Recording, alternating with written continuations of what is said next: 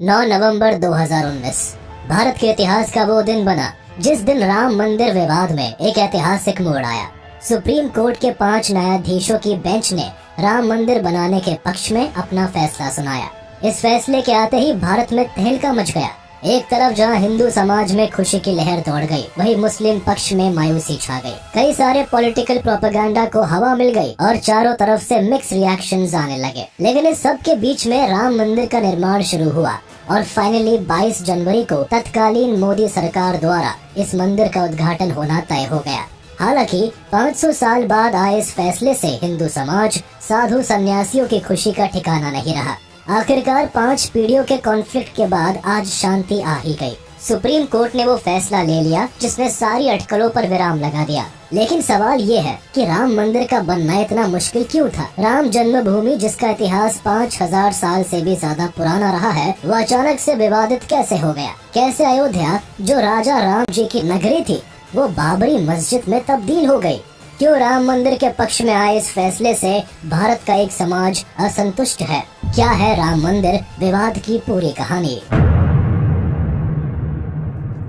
Hindu mythology के हिसाब से श्री राम, जो कि आर्यवर्त के प्रतापी राजा और स्वयं विष्णु के अवतार माने जाते हैं, उनका जन्म अवध की मिट्टी में राजा दशरथ के यहाँ हुआ था। राजा राम ने लंका में रावण को धरती से खत्म करके अवध का साम्राज्य संभाला था। हालांकि कालांतर में जब भगवान श्री राम ने सरयू नदी में समाधि ली तो अवध सूनी हो गई और इसी के बाद श्री राम के पुत्र कुश ने अवध नगरी में भगवान की जन्मभूमि पर एक मंदिर बनवाया था। कहते हैं कि ये मंदिर कुश के बनवाने से लेकर मुगल के भारत आने तक था, जहाँ हिंदू अपने जीवन में एक बार दर्शन पूजन करने के लिए जरूर जाते हैं। लेकिन वक्त के साथ साथ मंदिर की हालत नाजुक होती चली गई, मंदिर की दीवारें कमजोर होती चली गई और कुछ ही समय में ये जगह एक बार फिर सूनी सी लगने लगी। 5th BC के आसपास उज्जैन के किंग राजा विक्रमादित्य ने अयोध्या का दौरा किया। मंदिर की खस्ता हालत देख राजा विक्रमादित्य ने एक बार फिर मंदिर को एक नया रूप दिया और अयोध्या में फिर से श्रद्धालुओं की भीड़ उमड़ने लगी।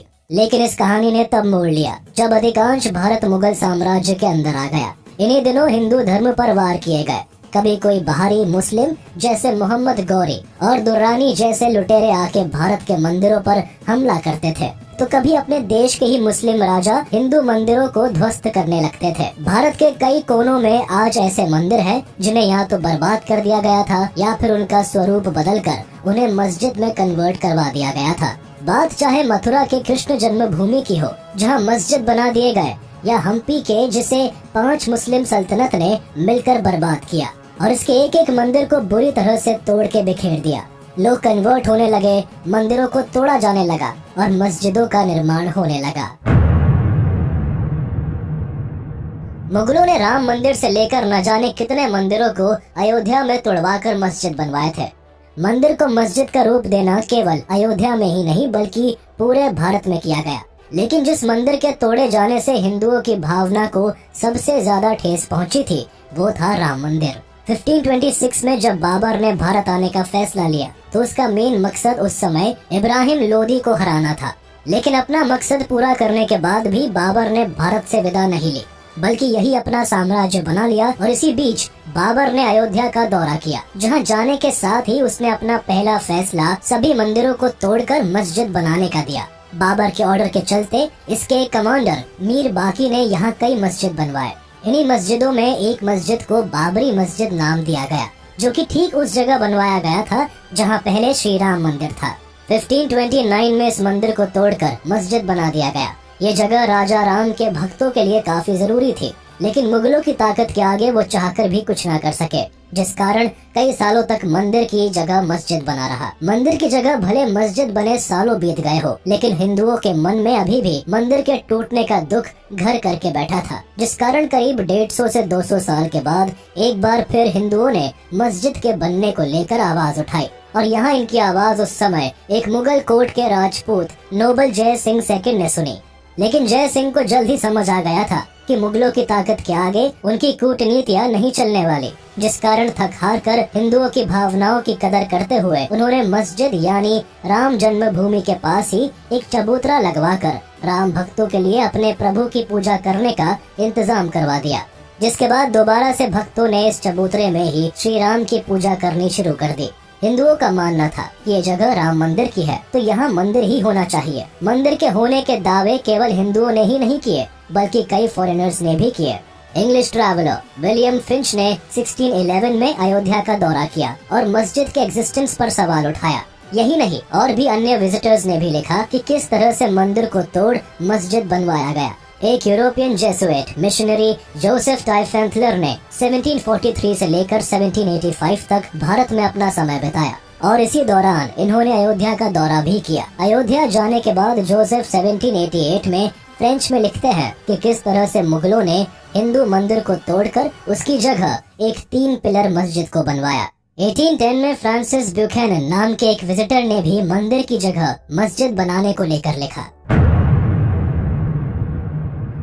लोगों के पर्सपेक्टिव जो थे वो थे, लेकिन भक्तों में मंदिर की मांग कम होने का नाम नहीं ले रही थी, जिस कारण 1800 के आसपास जब ब्रिटिशर्स ने भारत पर राज करना शुरू किया तो हिंदू मुस्लिमों में मंदिर और मस्जिद की लड़ाई को लेकर ब्रिटिश सरकार ने इस मुद्दे को अहम रूप से लेते हुए मस्जिद पर एक कंप्लीट रिपोर्ट तैयार करवाई, जिसमें एक ब्रिटिश सर्वेयर मॉन्टगोमेरी मार्टिन ने पहली बार 1838 में मॉस्क का जिक्र किया। लेकिन इस जिक्र में उन्होंने लिखा कि मॉस्क के पिलर्स को मंदिर से लिया गया है। मॉस्क के पिलर्स पर नॉन मुस्लिम्स पिक्चर्स कार्व्ड है, जो इस बात का साफ सबूत है कि मंदिर को तोड़वाकर यहाँ मॉस्क का कंस्ट्रक्शन किया गया है।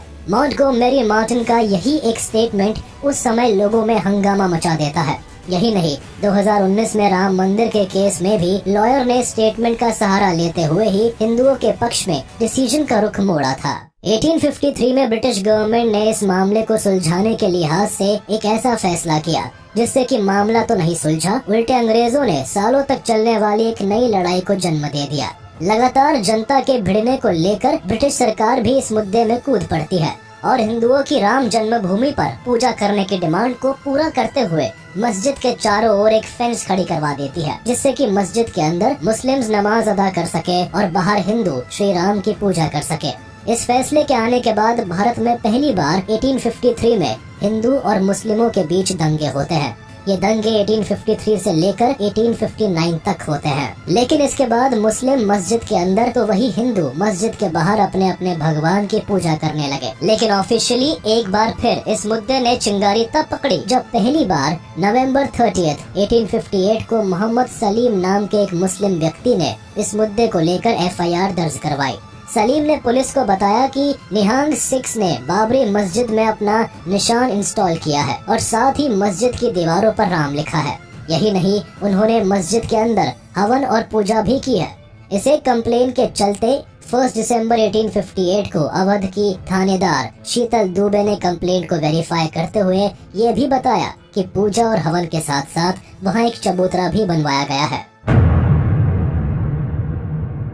लेकिन अब तक हिंदू कम्युनिटी की तरफ से कोई कदम नहीं उठाया गया था। 1885 में पहली बार हिंदू पक्ष की ओर से महंत रघुबर दास ने फैजाबाद के सिविल कोर्ट में secretary of state for India in council के खिलाफ एक कंप्लेंट फाइल की। इस कंप्लेंट में रघुबर दास ने कोर्ट को बताया कि वो एक महंत है और उन्हें अपने श्री राम की पूजा करने के लिए एक चबूतरा बनवाने की इजाजत दी जाए।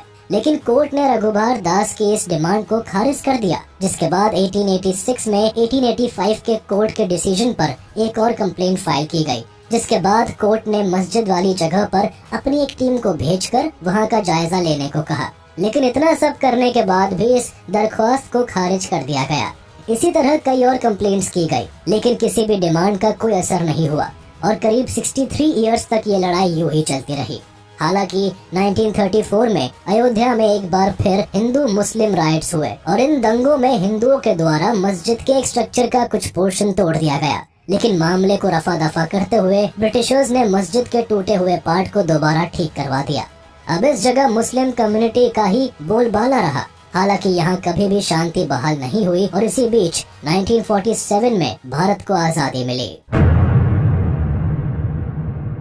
आजादी के साथ ही हिंदुओं की अपनी सरकार से राम मंदिर बनाने की उम्मीद भी ज्यादा हो जाती है, लेकिन सरकार उस समय कुछ नहीं करती। मंदिर को लेकर कोई डिस्कशन नहीं किया जाता, जिस कारण जनता अपनी सरकार से काफी डिसअपॉइंट भी होती है। हालांकि नेहरू सरकार के डिसीजन के चलते अब मस्जिद पूरे हफ्ते में केवल एक बार यानी शुक्रवार के दिन खुलती थी और बाकी के दिन बंद रहती थी। मस्जिद के बाहर वाले एरिया में अभी भी श्री राम की पूजा एक चबूतरे में होती और लोग दूर दूर से वहाँ के दर्शन करने आते रहते। पर अब इतिहास खुद को बदलने वाला था। सितंबर 23, 1949 को बाबरी मस्जिद में भगवान श्री राम की मूर्तियाँ मिली। हिंदुओं का कहना था कि भगवान खुद वहाँ प्रकट हुए हैं और अब वहाँ मंदिर बन ही जाना चाहिए। लेकिन वही उत्तर प्रदेश गवर्नमेंट ने वहाँ के डिस्ट्रिक्ट मजिस्ट्रेट के नायर को मूर्तियाँ हटाने का ऑर्डर दिया। लेकिन नायर ने इस ऑर्डर को मानने से ये कहकर इनकार कर दिया कि इससे हिंदू सेंटिमेंट्स को ठेस पहुँचेगी और दंगे भड़क सकते हैं। मस्जिद के तीनों पिलर्स में सबसे बड़े और बीच वाले पिलर के नीचे मूर्ति मिली थी। मूर्ति रखने के साथ ही भक्तों ने मस्जिद के अंदर ही श्री राम की पूजा अर्चना करनी शुरू कर दी। अगली सुबह आसपास के मुस्लिमों ने जब मस्जिद से घंटी के बजने की आवाज सुनी तो वो फौरन वहां कूद पड़े। हालांकि केवल मुस्लिम ही नहीं बल्कि हिंदू भी मस्जिद के बाहर बड़ी मात्रा में इकट्ठे हो गए। लोगों की भीड़ के चलते पुलिस तक इस बात की जानकारी पहुंची, लेकिन भीड़ इस कदर भड़की हुई थी कि पुलिस अगर कुछ करती तो सिचुएशन हाथ से निकल जाती, जिस कारण पुलिस ने चुप रहने में ही ठीक समझा।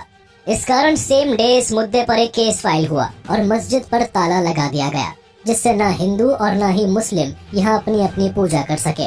लेकिन मस्जिद पर केवल ताला लगा देने से ये केस शांत नहीं होने वाला था, जिस कारण जब तक मस्जिद पर ताला लगा रहा तब तक कई सिविल केस फाइल किए गए। ये केसेस हिंदू और मुस्लिम्स दोनों कम्युनिटीज की ओर से किए गए थे। 1950 सबसे पहले 16 जनवरी 1950 में हिंदू महासभा के गोपाल सिंह विशारद ने 5 मुस्लिम्स, स्टेट गवर्नमेंट और डिस्ट्रिक्ट मजिस्ट्रेट ऑफ फैजाबाद के खिलाफ एक सूट फाइल की और डिस्प्यूटेड एरिया के इनर कोर्टयार्ड में पूजा करने की डिमांड की। इस सूट फाइल का असर कुछ ऐसा हुआ कि उसी दिन सिविल जज ने एक ऑर्डर पास करते हुए हिंदुओं को वहां पूजा करने की इजाजत दे दी। हालांकि इसके बाद भी मई 25 को परमहंस रामचंद्र दास ने कुछ और मुस्लिमों के खिलाफ सेम केस में सेकंड सूट फाइल की। ये केस यूं ही चलता रहा तब तक यहाँ टसल लगातार बना रहा। 1959 इसी सिमिलर केस की थर्ड सूट फाइल की गई। पूरे 9 साल बाद यानी दिसंबर 17, 1959 को इस सूट में निर्मोही अखाड़ा ने पूरी बाबरी मस्जिद वाले एरिया को ही अपने हक में मांग लिया। 1961 इसी केस के जवाब में 2 साल बाद यानी दिसंबर 18, 1961 को फोर्थ सूट फाइल की गई, जिसमें मुस्लिम वर्ग के सुन्नी सेंट्रल वक्फ बोर्ड ने सेम एरिया का पोजेशन मांगा। एक छोटी सी जमीन जस्टिस में होती देरी और लगातार खींचतान में सालों यूं ही बीतते रहे। 1963 अब सेम केस में काम करते हुए मार्च 20, 1963 में कोर्ट ने पूरी हिंदू कम्युनिटी को अपनी राय रखने को कहा और एक लीगल नोटिस जारी करते हुए हिंदू महासभा, आर्य समाज और सनातन धर्म सभा को इस केस में मुस्लिम वर्ग के डिफेंडेंट के रूप में अपनी कम्युनिटी को रिप्रेजेंट करने को कहा। केस कोर्ट में यूं ही चलता रहा, लेकिन अगले 2 दशक तक इसमें कोई बड़ा डेवलपमेंट नहीं हो पाया।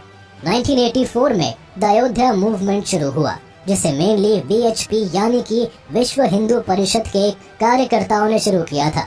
इस मूवमेंट का मेन मकसद पूरे भारत में राम मंदिर के इतिहास और इसके स्ट्रगल्स का अवेयरनेस फैलाना था। इन्हीं दिनों इस आंदोलन को गोरखपुर के महंत अवैधनाथ ने लीड किया था। भारत के कई बड़े हिंदू संगठन और नेताओं ने इस आंदोलन को खुलकर समर्थन दिया था। इस मूवमेंट ने काफी हलचल मचाई और अगले कई सालों के लिए राम मंदिर की लड़ाई को फ्यूल दे दिया। 1989 ये एक ऐसा साल बना जब राम मंदिर डिस्प्यूट ने एक नया मोड़ ले लिया। ऐसा माना जाता है कि राजीव गांधी की सरकार ने इस साल बाबरी मस्जिद को हिंदुओं के लिए खोल दिया और उन्हें पूजा करने की और मंदिर बनाने की परमिशन ग्रांट कर दी। हालांकि राजीव गांधी का कहना था कि उन्हें इस बात की जानकारी तब हुई जब इस मस्जिद को हिंदुओं के लिए खोल दिया गया। इसी बीच 1 जुलाई 1989 को फॉर्मर इलाहाबाद हाई कोर्ट जज देवकी नंदन अग्रवाल के द्वारा 5th सूट फाइल की गई। इन्होंने सूट को फाइल करते हुए रिक्वेस्ट की कि बाबरी मस्जिद का पूरा एरिया राम टेम्पल को सौंप दिया जाए, जिससे वहां श्री राम का मंदिर बनाया जा सके। लेकिन इस रिक्वेस्ट के डिफेंडेंट बनकर शिया वक्फ बोर्ड ने भी एक सूट फाइल कर दी। एक तरफ जहां लगातार कई हिंदू कमिटीज मिलकर राम मंदिर के लिए लड़ रही थी, तो वहीं मुस्लिम्स की ओर से भी कई कमिटीज और ग्रुप्स बनाए जा रहे थे और इन्हीं कमिटीज में से एक को नाम मिला बाबरी मस्जिद एक्शन कमेटी। इस कमेटी में कई मुस्लिम्स एक साथ मिलकर मस्जिद के सपोर्ट में खड़े हो गए। लगातार बातचीत के बीच जुलाई 12, 1989 को इलाहाबाद हाई कोर्ट ने एक ऑर्डर पास किया, जिसमें सभी 5 सूट्स को हाई कोर्ट के 3 जज बेंचेस को ट्रांसफर करने को कहा गया। अगले ही साल इस कहानी में एक नया मोड़ आया। 1990 एक तरफ जहां कोर्ट में राम मंदिर और बाबरी मस्जिद को लेकर टकरार चल रही थी, तो वहीं दूसरी ओर जनता से लेकर बड़े बड़े लीडर्स भी इस मुद्दे को लेकर काफी सीरियस होते जा रहे थे। कुल मिलाकर इस समय तक ये केस एक नेशनल मुद्दा बन गया था, जिस पर आम जनता से लेकर नेशनल मीडिया तक की नजर थी। इसी बीच 1990 में सितंबर से लेकर अक्टूबर तक बीजेपी लीडर लाल कृष्ण आडवाणी ने एक रथ यात्रा निकाली, जिसका मेन लक्ष्य राम मंदिर बनवाने की मांग करना था। गुजरात से अयोध्या के लिए तय की गई ये राम रथ यात्रा एक पॉलिटिकल और रिलीजियस रैली थी, जिसके द्वारा राम मंदिर के कंस्ट्रक्शन की मांग कर रहे ऑर्गेनाइजेशंस को सपोर्ट करना था, जिसमें विश्व हिंदू परिषद और संघ परिवार भी शामिल थे। हालांकि उस समय इस रैली के कारण हिंदुओं में राम मंदिर को बनाने को लेकर मांग और तेज हो गई, जिससे सिचुएशन और खराब होने लगी और इसी कारण बिहार में एल के आडवाणी को गिरफ्तार कर लिया गया। आडवाणी एक बीजेपी लीडर थे। उनके गिरफ्तार होने से लोगों में हड़कंप मच गया, जिसका नतीजा ये निकला कि बीजेपी ने तब की वीपी सिंह की गवर्नमेंट से अपना समर्थन वापस ले लिया। इस रैली का असर कुछ ऐसा हुआ था कि आडवाणी के गिरफ्तार होते ही हिंदू लोग पहली बार मस्जिद को डिमोलिश करने पहुंच गए, लेकिन यहाँ उनकी सिक्योरिटी फोर्सेस के साथ झड़प हो गई और इसमें कई लोग मारे भी गए। इस एक इवेंट के बाद भी कई हिंदू मुस्लिम राइट्स देखने को मिले, जिसमें काफी लोगों की जानें गई। 1991 राइट्स होने के बाद भी ये सिचुएशन शांत नहीं हुई, बल्कि अगले ही साल यानी 1991 में अक्टूबर 7 से लेकर अक्टूबर 10 के बीच उस समय की यूपी गवर्नमेंट यानी कल्याण सिंह सरकार ने ब्रिटिशर्स की तरह डिस्प्यूटेड लैंड को लैंड एक्विजिशन एक्ट की तरह टूरिज्म के पर्पज से अपने अंडर में ले लिया। लेकिन इस लैंड एक्विजिशन को मुस्लिम्स के थ्रू 6 रिट पिटिशंस का हवाला देते हुए चैलेंज किया गया, जिसके बाद 11 दिसंबर को कोर्ट ने इस एक्विजिशन को रद्द कर दिया और कोर्ट के इस डिसीजन के बाद फाइनली एक ऐसा इंसिडेंट हुआ जिसने अयोध्या के राम मंदिर के केस को एक अलग ही दिशा में मोड़ दिया। 6 दिसंबर 1992 एक ऐसी तारीख जिसे कुछ लोग जश्न के तौर पर मनाते हैं तो कुछ काले दिवस के तौर पर। इस दिन बाबरी मस्जिद को गिराने का वो कारनामा हुआ था जिसे चाहकर भी सरकार तो क्या पुलिस की गोली भी नहीं रोक पाई थी। अगर लाखों लोगों को मंदिर बनवाने के लिए अपनी कुर्बानी देनी पड़े तो बेशक वो देंगे। ये शब्द कई हिंदू और बड़े लीडर्स के थे, जिनका मस्जिद की दीवारें गिराने में बड़ा हाथ था। इस दिन सालों से मंदिर के लिए चली आ रही लड़ाई को लड़ने एक दो नहीं बल्कि करीब 2.5 से 3 लाख के आसपास लोग अयोध्या पहुंचे थे। थाउजेंड्स ऑफ एक्टिविस्ट, जिनमें ज्यादातर लोग विश्व हिंदू परिषद और शिव सेना के थे, उन्होंने मिलकर इस विवादित मस्जिद को तोड़ दिया। हिंदू धर्म के लाखों लोग मस्जिद को तोड़ने के पर्पज से अयोध्या में जमा नहीं हुए थे, बल्कि इनका मेन मकसद कार सेवा करना था और इसीलिए 6 दिसंबर के 2 दिन पहले ही पूरे देश से बड़े बड़े पुजारी और नेता इस जगह पर इकट्ठे होने लगे। बस फिर क्या था, राम भक्तों के अंदर ऐसा जुनून पैदा हुआ कि न एक कदम पुलिस ने आगे बढ़ाया, न किसी और सिक्योरिटी फोर्स ने। सभी कार सेवकों ने मिलकर मस्जिद के गुम्बद की चढ़ाई कर दी और एक एक करके शाम तक मस्जिद के 3 गुम्बद गिरा दिए। यही नहीं बल्कि सुबह इस जगह पर कोई मस्जिद नहीं बल्कि मस्जिद के ढांचे पर जैसे तैसे कुछ चीजों की मदद से बना एक मंदिर का स्ट्रक्चर था, जिसे एक भगवा रंग के कपड़े से ढका गया था।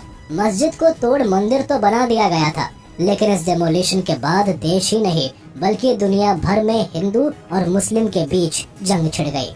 जगह जगह पर दोनों धर्म के बीच मारकाट होने लगी और कुछ ही दिनों में करीब 2 से 3 हजार लोगों की जान चली गई। यही नहीं, भारत के बाहर यानी पाकिस्तान, बांग्लादेश और अफगानिस्तान जैसे देशों ने अपने देश में कई हिंदू मंदिरों को तोड़ दिया, हिंदुओं की दुकानों में आग लगा दी और कई हिंदुओं को जान से खत्म कर दिया। बाबरी मस्जिद डेमोलिशन के वक्त सेंट्रल में कांग्रेस की सरकार थी, जिसने डेमोलिशन के वक्त कार सेवकों पर गोली चलाने तक की इजाजत दे दी थी। इस गोलीबारी में भी कई लोगों की जान गई। देखा जाए तो सरकार को पहले से ही आशंका थी कि 6 दिसंबर को अयोध्या में कुछ बड़ा होने वाला है, जिस कारण बार बार सेंट्रल यूपी सरकार को यूपी में प्रेसिडेंट रूल लागू करने को कह रही थी। हालांकि उस समय यूपी के सीएम कल्याण सिंह ने सरकार को भरोसा दिलाते हुए कोर्ट में हल्फनामा भी दिया था कि चिंता की कोई बात नहीं और वो कुछ भी ऐसा वैसा नहीं होने देंगे। लेकिन जब हिंसा भड़की और बाबरी मस्जिद को तोड़ा जाने लगा तो कल्याण सिंह ने पुलिस को साफ तौर पर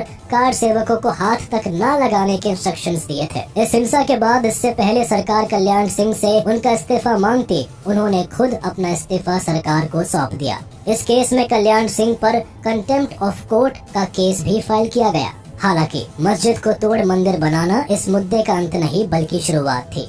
इस इंसिडेंट के बाद असल ट्रेजेडी शुरू होती है।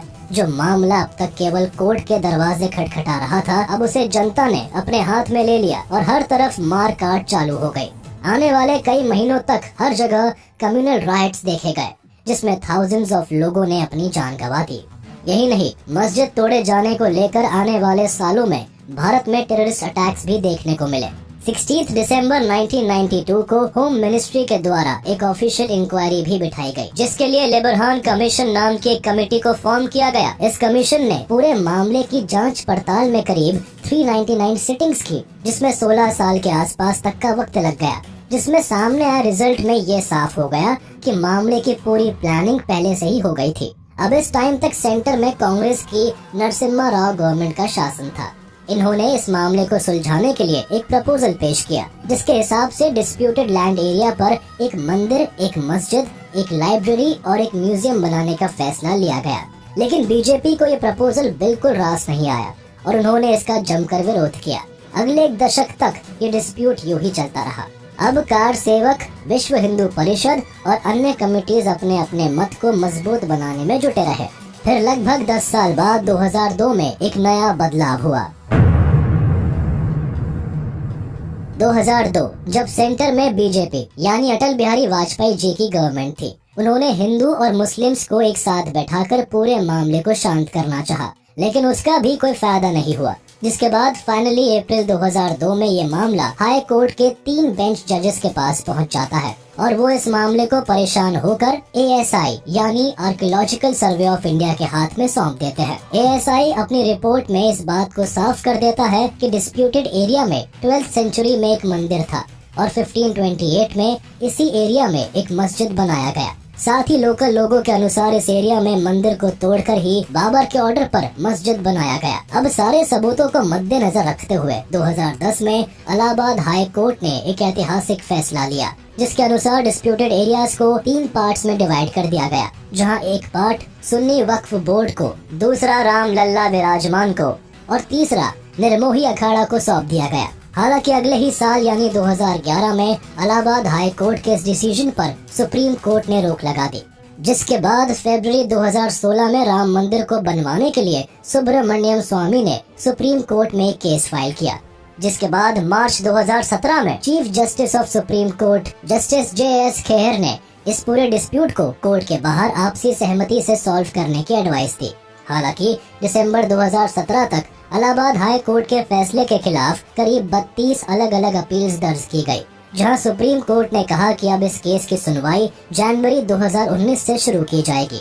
फाइनली इंतजार खत्म होता है और सभी की नजरें 2019 में एक बार फिर मंदिर वर्सेस मस्जिद के केस पर आकर अटक जाती है। हालांकि इस साल सबसे पहले 8 मार्च को सुप्रीम कोर्ट इस केस को मीडिएशन के लिए 3 लोगों के एक पैनल में सौंप देती है, जिसकी रिपोर्ट 8 हफ्तों के अंदर सुप्रीम कोर्ट को चाहिए थी। 8 हफ्ते बाद जैसे ही अगस्त 2, 2019 को ये रिपोर्ट सुप्रीम कोर्ट को सौंपी जाती है, वैसे ही वो इस केस में लगातार हियरिंग स्टार्ट कर देता है और जैसे ही अगस्त 16, 2019 को हियरिंग खत्म होती है, वो अपने वर्डिक्ट को रिजर्व करके रख लेता है।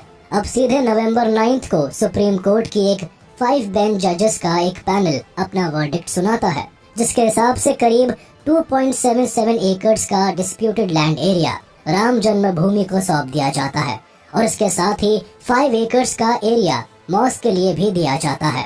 500 सालों के बाद मार्च 25, 2020 को 28 साल पुरानी श्री राम की मूर्ति को आखिर उनके हक की जमीन सौंप दी जाती है और श्री राम को पूरे साजो श्रृंगार के साथ टेंट से निकालकर एक फाइबर टेम्पल में रखा जाता है। जिसके बाद अगस्त 5 वो तारीख होती है जब पूरे भारत में श्री राम की घर वापसी की खुशी में नगाड़े बजाए जाते हैं। देश के प्रधानमंत्री नरेंद्र मोदी खुद राम मंदिर का भूमि पूजन कर सभी को अपने शब्दों में बता देते हैं कि आज से केवल 3 से 4 सालों में सभी लोग श्री राम के इसी जगह पर दर्शन करेंगे।